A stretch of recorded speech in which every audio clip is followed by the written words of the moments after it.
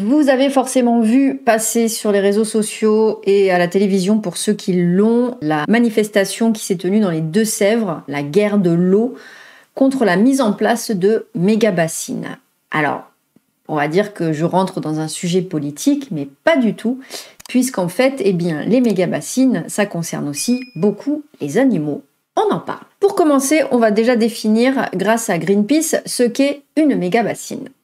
Une méga-bassine, c'est un gigantesque ouvrage de stockage d'eau.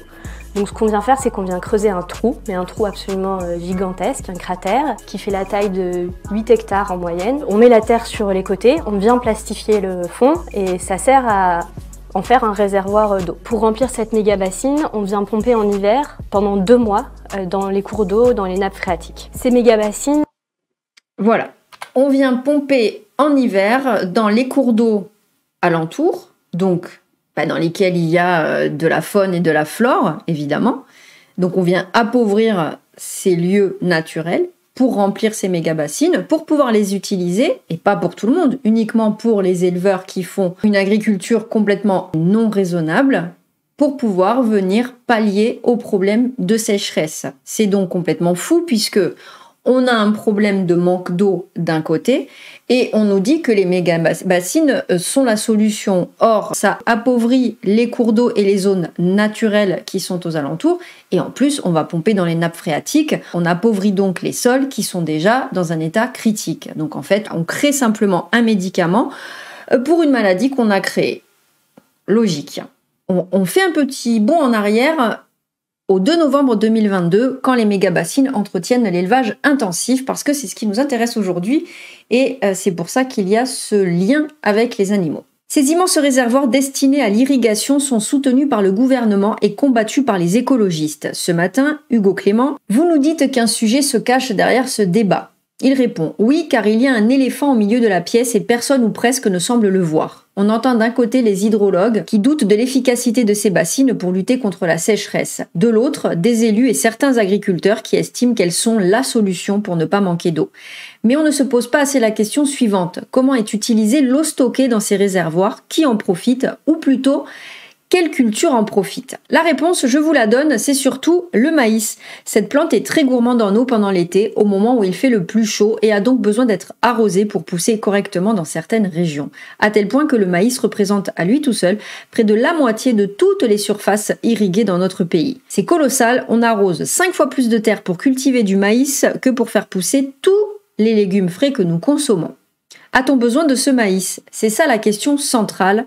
En a-t-on vraiment besoin? Pour cela, il faut savoir ce que devient ce maïs qui pompe nos ressources en eau. Si vous pensez qu'on le mange en salade, vous êtes très loin de la réalité. Moins de 2% des cultures de maïs en France sont du maïs doux, destiné à l'alimentation humaine. 98% sont soit du maïs fourrage, soit du maïs grain, qui servent en très grande majorité à nourrir les animaux d'élevage.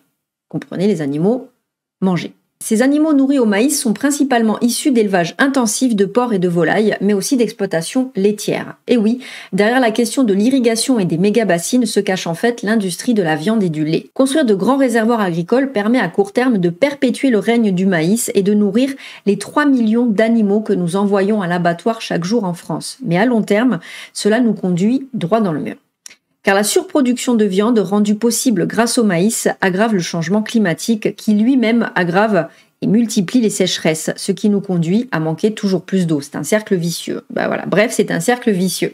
Si l'on veut s'adapter efficacement aux sécheresses à venir, la priorité c'est surtout de réduire la part des cultures nécessitant d'être irriguées en plein été, notamment le maïs. Sauf si on est prêt à fragiliser nos ressources en eau pour soutenir l'élevage intensif. Pour mieux comprendre avec un schéma, donc 70% des terres agricoles sont destinées à nourrir les animaux.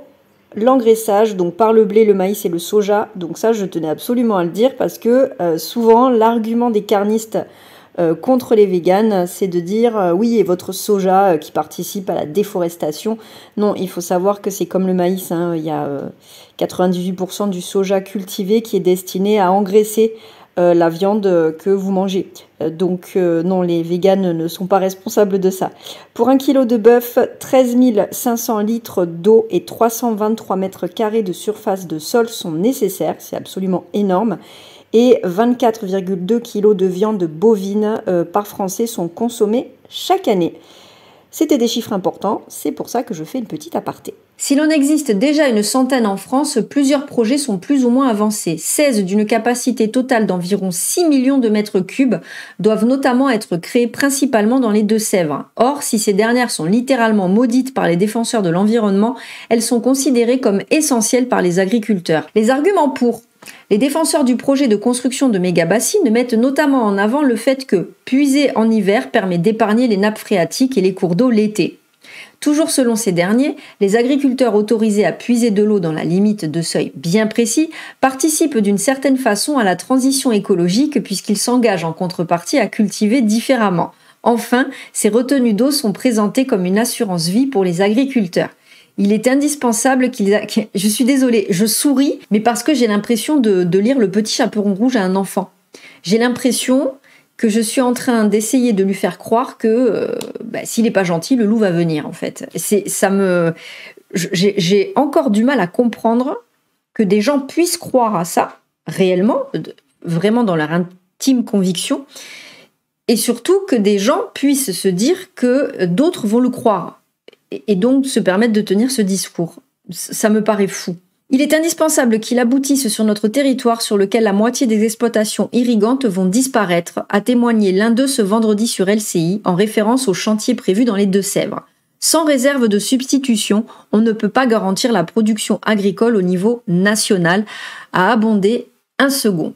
Ah, ils sont en train de... À aucun moment, ils nous parlent d'industrie de la viande, que c'est pour nourrir le bétail, etc. On a vu dans une précédente vidéo la définition de bétail, etc. Là, on veut vraiment presque nous faire croire que on n'aura bientôt plus de légumes à nous mettre sur les étalages de supermarchés. Les arguments contre, de l'autre côté de la balance, on argue tout d'abord que, à l'instar d'une piscine, l'eau des méga-bassines s'évapore. Des experts estimant la perte à 20% environ. En second lieu, les contestataires pointent le fait qu'en pompant dans les sols, on les assèche encore plus, évidemment, alors que ces derniers sont déjà à des seuils extrêmement critiques. Enfin, les opposants déplorent que les agriculteurs consomment toujours autant d'eau avec les méga-bassines, alors qu'il serait urgent d'envisager de revoir cette façon de consommer. En d'autres termes, les méga-bassines reviennent à s'attaquer aux symptômes quand il y aurait lieu de s'attaquer à la maladie, résument certains observateurs. C'est ce qu'on disait tout à l'heure. On vient pour défendre l'eau, on voit partout dans les médias qu'il va falloir se restreindre par rapport à l'eau. On est là pour éviter qu'il y ait cet accaparement, lance dans le reportage de TF1 un homme qui se prépare à manifester ce week-end. C'est très mal parti, on est vraiment dans la guerre de l'eau. J'espère que vous y voyez un petit peu plus clair. N'hésitez pas à réagir dans la barre des commentaires, ça m'intéresse. Voilà, c'était une façon de parler des méga-bassines du point de vue des animaux. Je vous souhaite une excellente journée. Prenez soin de vous et de vos animaux. À très bientôt. Ciao, ciao!